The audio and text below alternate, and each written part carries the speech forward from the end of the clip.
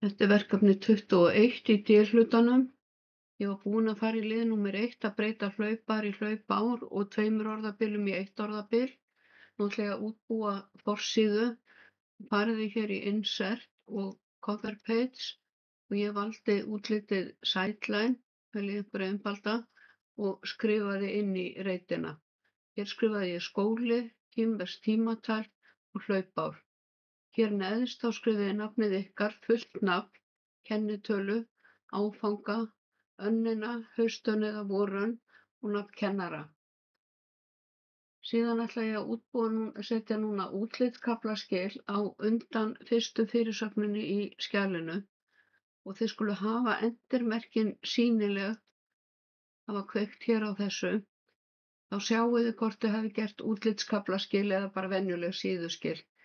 Þannig að þið farið hér í Layout og Breaks og Next Page. Þá sjáið þið hér Section Break Next Page. Síðan eigið þið að setja hægri stilt áherslunúmer á textan fyrir neðan fyrirsögnina. Aðeins að stækka þetta hérna. Og setjið þetta hér svæði í blokk og fer á Home-flippa og smellið hérna á Numbering. Og eins og þið sjáið að þá eru þau vinstri stilt.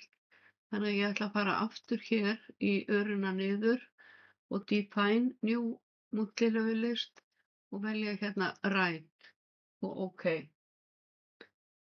Ég ætla að hafa 3 punkta fyrir og eftir textanum og þá fer ég hér í Paragraph og ég byrja á að taka hakið af hér og velja 3 punkta fyrir ofan og 3 punkta fyrir neðan.